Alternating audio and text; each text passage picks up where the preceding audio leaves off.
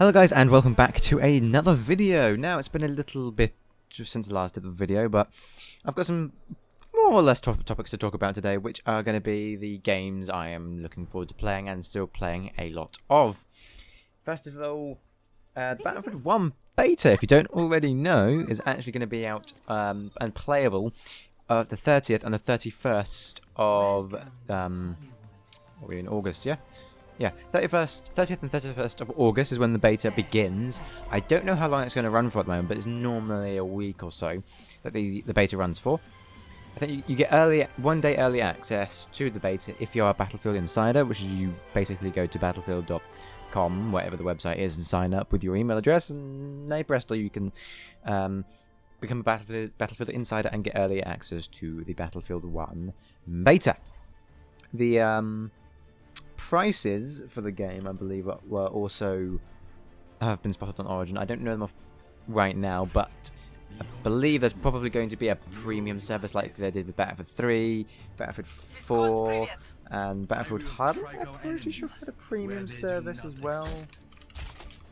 It just seems to be they generally do a premium service with Battlefield games now.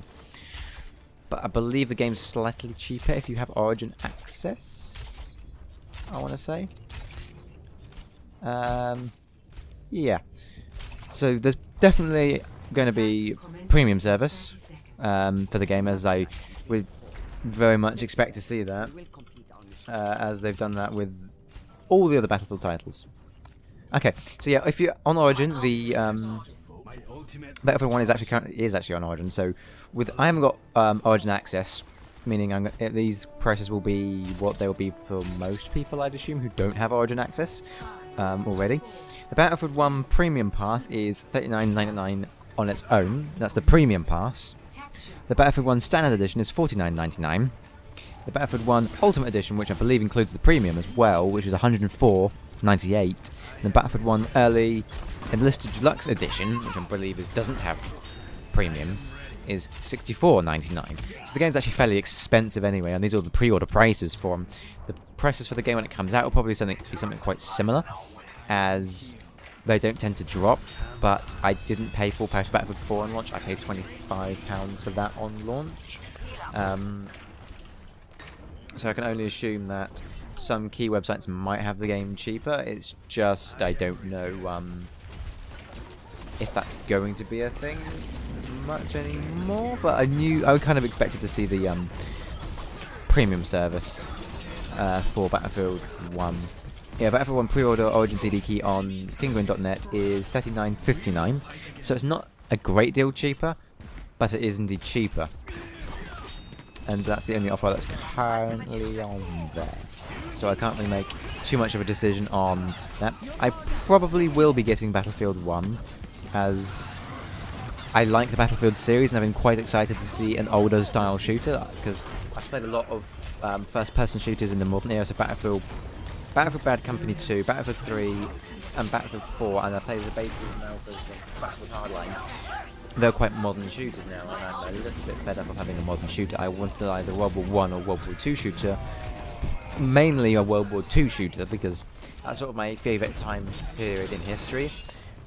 But I'm still glad to see it's not a modern shooter. I mean, we won't have work on rockets and things like that. We're going to have a bit more of an authentic dumbfire system to killing vehicles, like anti-tank grenades.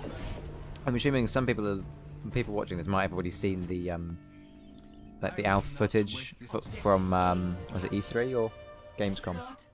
One of the two has already got some footage of the Battlefield 1 betas on it and alpha on it, so I can only assume that it's going to be like that. I don't think there'll be many bugs in it, because there weren't many. I can't say there weren't many in the Battlefield 4 one, because Battlefield 4 beta was a pile of shit. But what was it? What was the game? Battlefront, that's the one. Star Wars Battlefront didn't have many bugs in the beta for it. I haven't got the full game. My brother has, which is why I play it. I've played it on his account a lot. But judging where Battlefield 4 is currently and how Battlefront launched, I would hope there'd be quite a stable game and quite a nice, well-performing game, even though it is a beta. So I probably expect to run at probably ultra decent than the GTX 980, so I wouldn't expect the game to be too poorly performing. I'd be quite pissed off if it's going to be a shit performer, but I really doubt it with all the improvements to the Frostbite engine that they're going to, or that they should hopefully implement into the new release. So yeah, I am looking forward to Battlefield 1. There will be beta/alpha, whatever the... I think it's beta, yeah. There will be beta footage coming to my channel on the game as soon as I get access to it. Any other games I'm playing recently? No, I'm still playing a lot of Overwatch. Overwatch is getting its Season 2 competitive patch at the end of the month, or was it beginning of September? I want to say beginning of September. It's going to get the patch for Season 2, where they're bringing in a different ranking system, which goes from like, I think it's like bronze, silver, gold, diamond, something grandmaster. The ranking system is quite substantially different in Overwatch for Season 2. They're nerfing quite a few of the characters and having buffs for a few of them. For example, D.Va's mech's defense matrix is going from a 0.5 second cooldown to a 1 second cooldown. Genji's getting nerfed quite heavily. His ult's going down from 8 seconds to 6 seconds. His Swift Strike will no longer break Junkrat's trap or Widowmaker's Venom Mine. His Swift Strike will no longer bypass Junkrat's Bear Trap. His Swift Strike will no longer interrupt his quick melee attack, so meaning you can't throw a burst of 3 shuriken melee and then sprint. You have to wait for the melee animation to finish. But I read on the forum that they might be actually removing the interrupt for quick melee attacks for all heroes eventually. But you can still, if you ult as Genji, melee and then Swift Strike, you can actually interrupt a melee attack like that way. But that is also then does become his primary attack, and you can still interrupt a primary attack with a melee, which would be, say, for most other characters are reloading, you can interrupt a reload with a melee attack. That's the same principle with Genji's ult, it appears anyway. Personally, I don't think that changes to him are going to make too much of a difference, apart from the wall run, double jump, and wall run. They're removing that now. Genji can wall run, or double jump, wall run, then his feet have to touch the ground again before he can double jump, thus taking down his mobility quite substantial, I think. I don't personally like that change. The other ones I'm not too fond of, not too bothered about, because the only time you would really need to go 3 shuriken, melee and sprint is if you're dealing with like a Tracer or a D.Va. It's basically a really squishy hero that's really, really quick and hard to hit with normal burst of shuriken. That's the only time you would really use that attack as Genji. But I wouldn't be surprised if they reverted his double jump, wall run, double jump mechanic, as that kind of does limit his mobility quite a bit more than I was expecting. I knew his ult was going to be nerfed because it's an 8 second ult, and Zenyatta, who's supposed to be his direct counter, has a 6 second ult. But if you played it right anyway, as a Genji, you didn't always use the full 8 seconds. Sometimes you used you'd ult and then take 2 seconds to get into the action, thus only having 6 seconds to actually do the damage. But it's an understandable change to the game, to the way the hero is going to play. But that patch, I think, will be going live with Season 2 at the beginning of September. And, yeah. I'm pretty sure the major changes of the heroes. Any other ones? Oh, yeah, they're reverting the hitboxes for projectiles.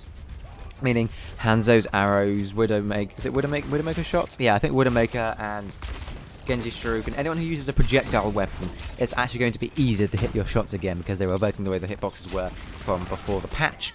Personally, I fucking hate Hanzo's pre-patch, before they made these changes. He's still fucking annoying now, and I really, really find it annoying when I get killed around the corner by his bastard scatter arrow. It just means he's going to be a bit stronger again. I personally just think he needs a bit higher of a skill gap, which personally in a competitive game I don't overly mind. But they're the major changes to Overwatch that I'm going to be looking out for. I will be playing some Battlefield 1, which is going to be fun, I hope. And I will be recording and playing that on the channel.